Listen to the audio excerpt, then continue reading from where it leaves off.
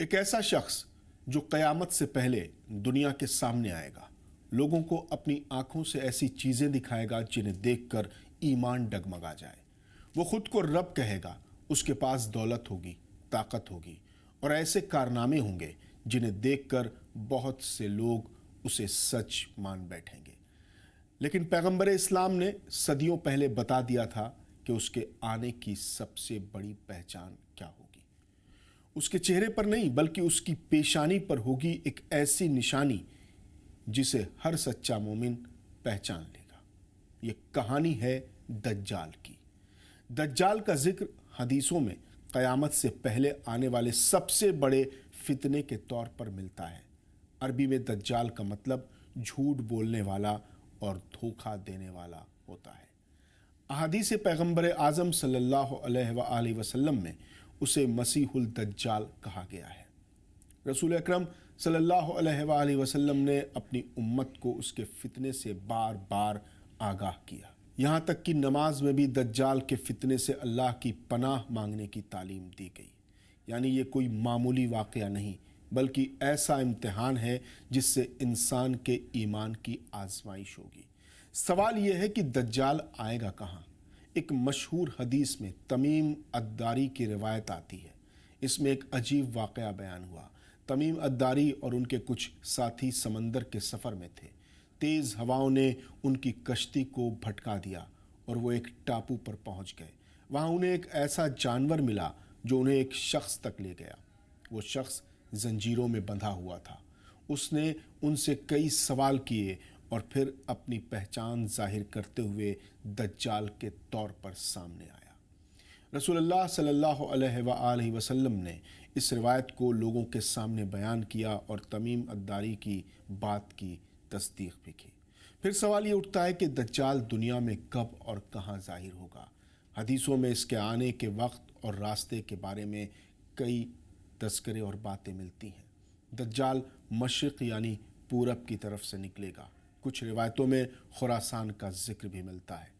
اس کے ساتھ بڑی تعداد میں لوگ ہوں گے اور وہ الگ الگ جگہوں پر جا کر لوگوں کو اپنے فتنے میں ڈالنے کی کوشش کریں گے۔ لیکن یہ بات یاد رکھنا ضروری ہے کہ اس کے آنے کی ٹھیک تاریخ اور سال کا کہیں کسی بھی حدیث میں ذکر نہیں ملتا ہے۔ دجال کی سب سے بڑی نشانی کیا ہوگی؟ رسول اللہ صلی اللہ علیہ وآلہ وسلم نے بتایا کہ وہ لوگوں کو دھوکہ دینے کے لیے ایسے کام کرے گا جنہیں دیکھ کر انسان حیران رہ جائے گا۔ جنت اور جہنم بانٹتا پھرے گا۔ رسول اللہ صلی اللہ علیہ وآلہ وسلم نے فرمایا کہ جو چیز وہ جنت کے طور پر دکھائے گا اصل میں وہ عذاب کی جگہ ہوگی، اور جسے وہ جہنم بتائے گا وہ نجات کا سبب ہو سکتی ہے۔ یعنی دجال کا سب سے بڑا ہتھیار انسان کی آنکھوں کو دھوکہ دینا اور اس کے یقین کو ڈگمگانا ہوگا۔ دجال ایک قوم کے پاس جائے گا اور انہیں اپنی بات ماننے کے لیے بلائے گا۔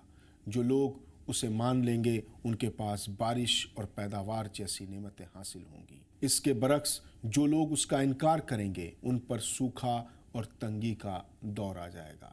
یہی وجہ ہے کہ نبی کریم نے اس کے فتنے کو انسان کے لیے بہت بڑی آزمائش بتایا ہے۔ دجال کے بارے میں سب سے اہم نشانیوں میں سے ایک یہ ہے کہ اس کی ایک آنکھ خراب ہوگی۔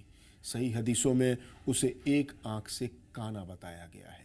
اس کی پیشانی پر کاف، فے اور رے کے حروف درج ہوں گے جنہیں مومن ہی دیکھ پائیں گے اور پہچان پائیں گے۔ یہاں تک کہ جو پڑھنا نہیں جانتا ہوگا وہ بھی اللہ کے دیے ہوئے ایمان کی وجہ سے اس نشانی کو پہچان سکے گا۔ یعنی دجال کی پوری طاقت کے سامنے بھی ایمان رکھنے والا انسان بے بس نہیں ہوگا۔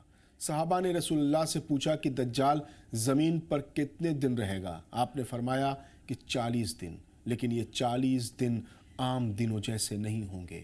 پہلا دن 1 سال کے برابر، دوسرا دن 1 مہینے کے برابر، تیسرا دن 1 ہفتے کے برابر ہوگا اور باقی 37 دن عام دنوں کی طرح ہوں گے۔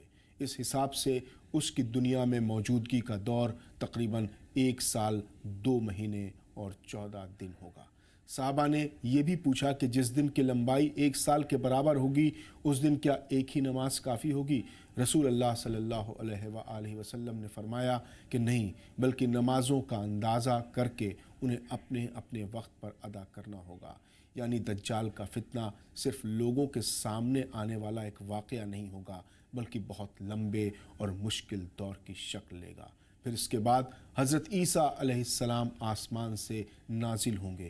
وہ دجال کا پیچھا کریں گے اور اسے باب لود یعنی لوط کے دروازے کے پاس قتل کریں گے۔ باب لود اسرائیل کے تل اویو کے ساؤتھ ایسٹ والے علاقے میں موجود ہے، جہاں آج بین گورین ایئرپورٹ ہے۔ اس طرح وہ شخص جو خود کو رب ثابت کرنے اور لوگوں کو اپنے پیچھے چلانے کی کوشش کرے گا، اس کا فتنہ ختم ہو جائے گا۔ رسول اللہ صلی اللہ علیہ وآلہ وسلم نے اپنی امت کو پہلے ہی آگاہ کر دیا تھا کہ دجال کے فتنے سے اللہ کی پناہ مانگے اور اس کے سامنے ایمان کو مضبوط رکھے۔